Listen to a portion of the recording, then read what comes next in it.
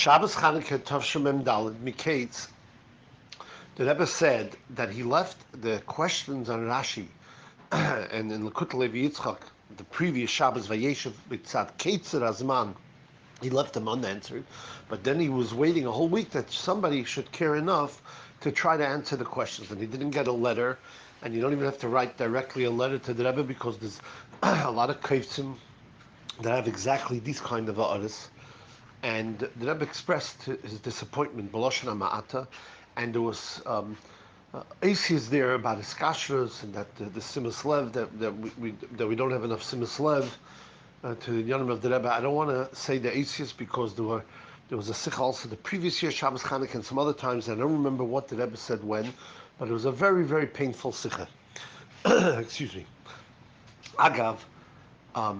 Michal Luzenik from Miami, who was then a bacher, and he was, it's a koch, the Sichos used to write a lot of Haaros. He told me that he gave to the Mareches of Haaros, I'm not sure which Haaros, either Morristown or Altera, he gave them, Yeshlema, answers to the questions that the Rebbe had the previous week, and the Mareches didn't accept it. They felt it inappropriate. So that's why I'm saying that the Rebbe's pain was way beyond this. And of course, the Rebbe was obviously, if that's the case, then the Mareches couldn't figure out after so many years what the Rebbe would want. And he's also a Yachid.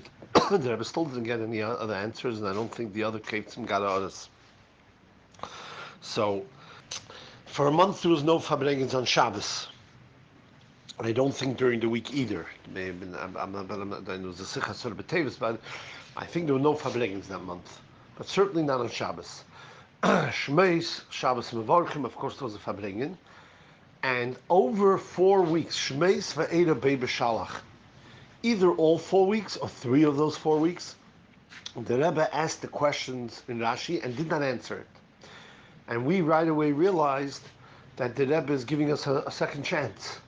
And there was a big koch by the Bachim and Jungelite, and maybe some Anash from around the world also were sending an artist. There was a big koch to learn those Rashis and to try to answer. Each week, for those 3-4 weeks, the others had maybe 30, 40, 50 different answers. I remember Va'eda was on the Rashi Rak B'Yair Tisha'arna, on the pasuk Rak B'Yair Tisha'arna, and Bay was on the Klovim, V'Chobnei Yisrael, that Lecheskel L'Shenei. I don't remember Shmeis B'Shalach, and it may have been just one of them, but at least 3 weeks. The first week, the first week after the Rebbe asked questions and didn't answer, the Rebbe was obviously pleased that there was such a koch in the others, but he said that it was, B'chlal not Pshuta Shemikra. All kinds of hamtzahs, B'chlal not the Rebbe's way of learning Rashi. The next week, the Rebbe said that some of the, and I forgot to mention, each of these 3 weeks, the Rebbe brought 1, 2, or 3 examples from the others as answers that were answered and showed why it was either not a Pipshut Shemikra or not enough a Pipshut Shemikra, each week a little bit different. The second week, the Rebbe said that the answers here started going in the right way, but in the middle of didn't use the word fakrachen, that's my word, off of Pipshut Shemikra.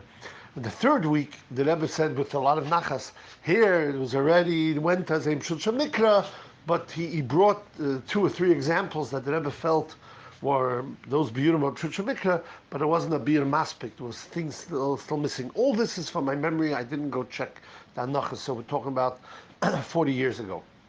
What I want to get to is that I have a chaver who, I remember it was one night in Old Teda, after Seder 9:30, we opened up the Biurim and Rashi, and we started working on the Rashi.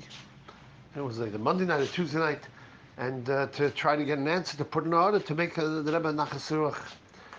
At that time, I was probably 17. I probably did it till 11:30, and I went to sleep. One of my roommates came in at 3:30.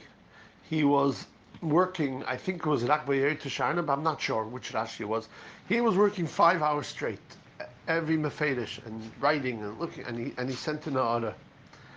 And that Shabbos, from the 3 that the Rebbe mentioned, his beer. Now, it may have been that in another kavitz, it may have been not the only one who gave that beer, but for sure, the Rebbe mentioned particularly as one of the biurim his particular beer and why it's not fully al pipshut shemikra.